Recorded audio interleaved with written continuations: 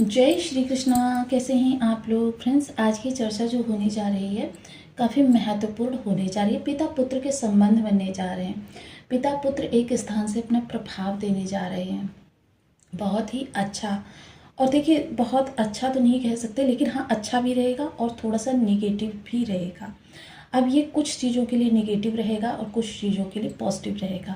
उन चीज़ों को समझते हैं और जानते हैं कि हमको आगामी समय में किन चीज़ों से सावधान रहना है और किन चीज़ों को पहले से सतर्कता बरतनी है, जिससे कि हम उस बड़ी असुविधा को बनने से पहले ही उसका निवारण कर दें।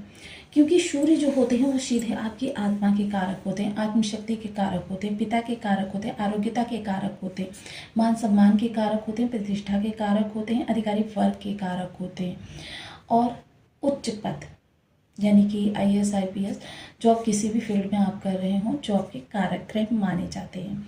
लेकिन देखिए, ये पिता पुत्र, क्योंकि अभी तक कुंभ राशि में राहु के साथ, बुध के साथ और मंगल के साथ सूर्य की युति बन रही थी, किंतु अब सूर्य राशि परिवर्तन कर रहे हैं और मीन राशि में इनका गोचर होने जा रहा है।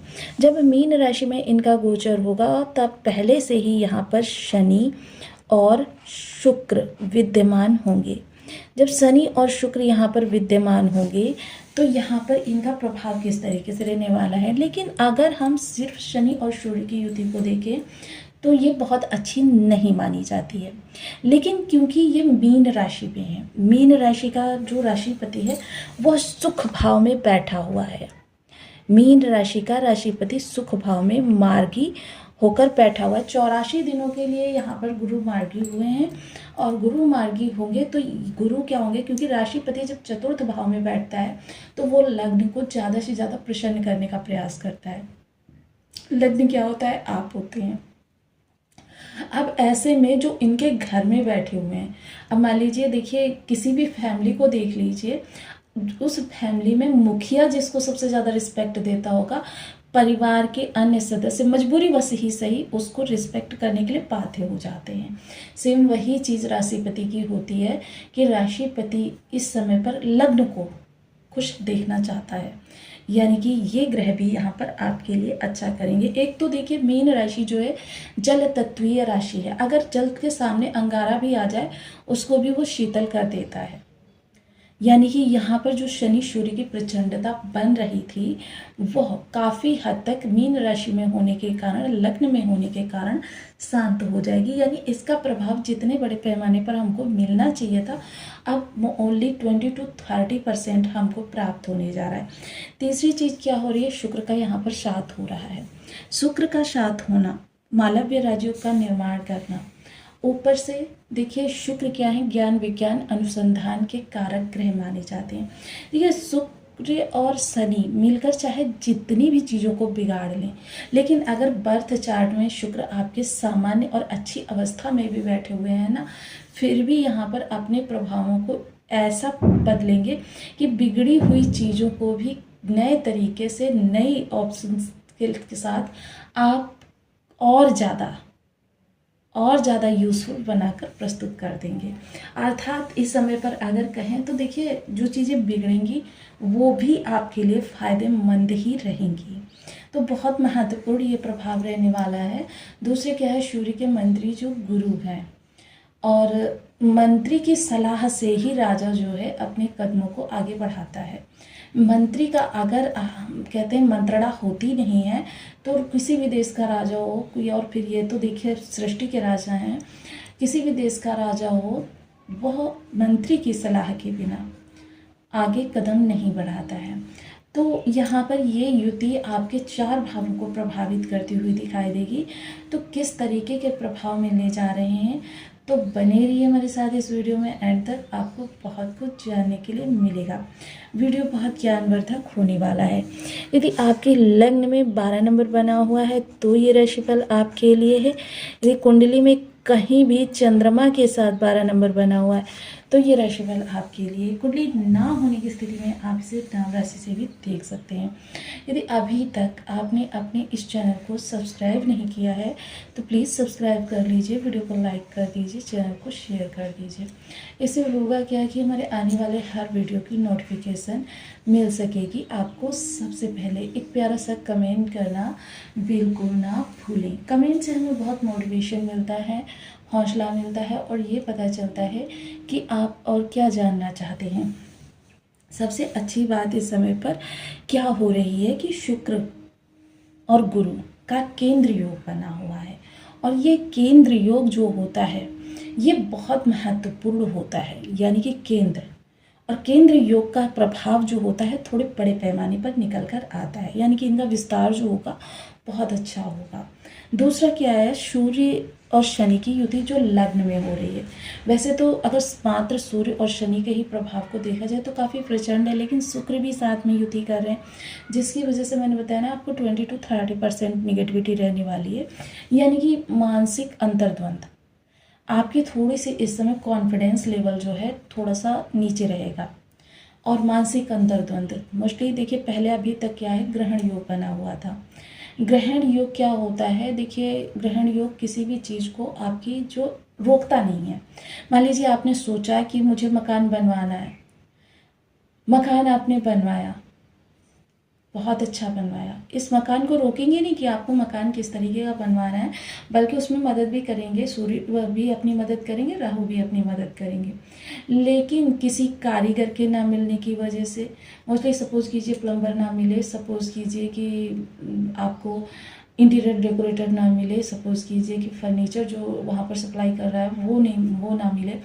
इनमें से किसी एक की छोटी सी त्रुटि के कारण कुछ ऐसी चीज़ हो जाती है कि जिसकी वजह से वो घर जो होता है वो पूर्णता को नहीं प्राप्त होता, और आप जो होते हैं सारी अच्छाइयों के बावजूद आपका ध्यान जो है उसी चीज़ पर जाता रहता है कि भाई ये चीज़ और हो गई होती मेरा घर पूरा हो जाता। तो बस इतना सदुपयोग ग्रहण योग का होता है। बाकी ग्रहण योग जो होता है बहुत ज़्यादा अशुभ योग नहीं होता है। चीज़ें मिलेंगी, गाड़ी मिली, गाड़ी रोकेंगे नहीं कि आपको कौन सी गाड़ी खरीदनी है, बल्कि कंफ्यूज कर देंगे थोड़ा सा आपको कि कौन सी गाड़ी खरीदनी है, इसमें कंफ्यूजन में रहेंगे। लेकिन गाड़ी आप लेकर आए, लेकिन छोटा सा स्क्रैच कहीं ना कहीं उसमें ज़रूर पड़ जाएगा या छोटी सी कमी ज़रूर निकल कर आ जाएगी, जिसकी वजह से आप चिंतित हो जाएंगे। मतलब ये दुर्योग होता है। लेकिन ये शनि सूर्य की युति जो होती है थोड़ा सा विषमता का कारण होती है। ये थोड़ा सा आपको स्वास्थ्य की दिक्कत भी इस दौरान दे सकती है, इसलिए स्वास्थ्य को लेकर सचेत रहें, क्योंकि शनि अब जिम्मेदारियां बढ़ाएंगी। तो इसके लिए आपको देखिए जिम्मेदारियां उतनी ही स्वीकार करनी चाहिए। देखिए ऑफिस हो, घर हो, हर जगह की अगर जिम्मेदारियों को स्वीकार करते रहेंगे तो आप स्वास्थ्य से वैसे ही बिगड़ने वाली है। तो इसके लिए आपको सतर्क रहना है, आंखों को लेकर थोड़ा सा सचेत रहना है। साथ ही साथ तृतीय दृष्टि जो कर्म पर जाने वाली है, कर्म के लिए देखिए बहुत बड़ा परिवर्तन का समय नहीं है, तो बहुत बड़ा परिवर्तन ना करें। मोस्टली जिन कार्यों को आप रेगुलर करते चले आ रहे हैं उन्हीं कार्यों को आगे बढ़ाएं। इस दौरान कोई बहुत बड़े चेंजेस का या बहुत बड़े निर्णय लेने का समय नहीं है। जीवन साथी के साथ थोड़ी सी अप्रिय स्थिति बनती हुई देखी जाएगी, उसको आप अपनी समझदारी से अपने कंट्रोल में कर सकते हैं। हालांकि देखिए मौन जो होता है सबसे बड़ा हथियार होता है, और थोड़ा सा कह सकते हैं कि समझदारी से आप जीवन साथी के साथ अपने संबंधों को देखिए, जो दुर्योग होता है उसे हम ग्रह के अनुसार चल के, जैसे राजा हैं, राजा कहाँ अपना प्रभाव ज़्यादा देता है, बाहर ज़्यादा वो राजनीति करता है, लेकिन घर के अंदर आता है बिल्कुल अच्छी तरीके से बिहेव करता है।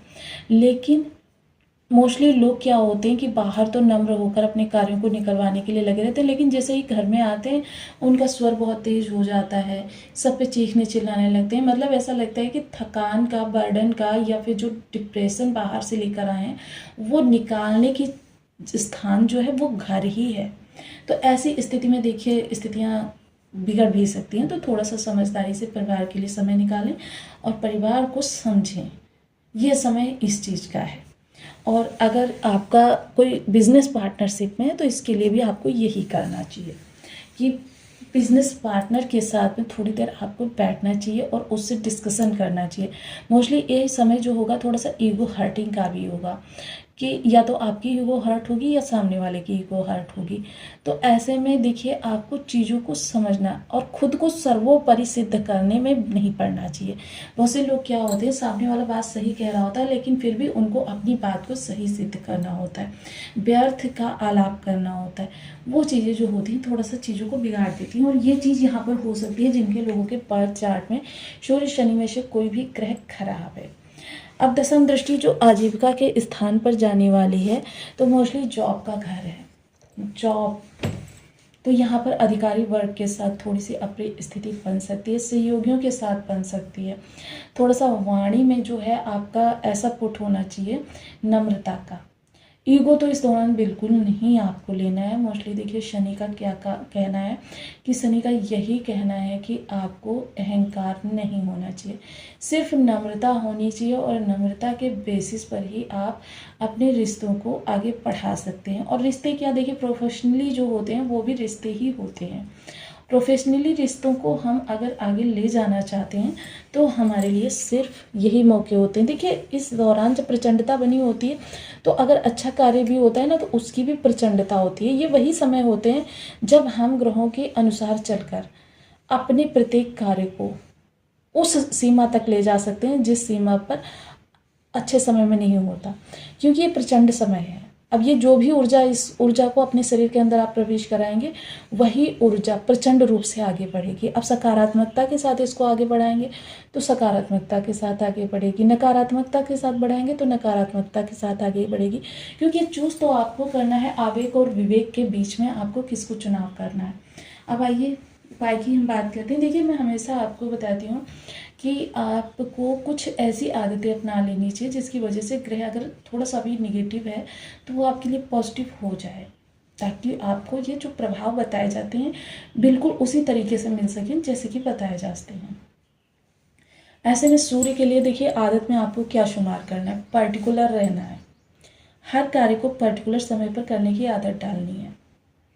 देखिए मैं मानती हूँ प्रत्येक कार्य एक निश्चित समय पर नहीं किया जा सकता, लेकिन खाना पीना सोना जागना ये कार्य हमारे निश्चित समय पर किए जा सकते हैं। सूर्योदय से 45 मिनट पहले और 45 मिनट बाद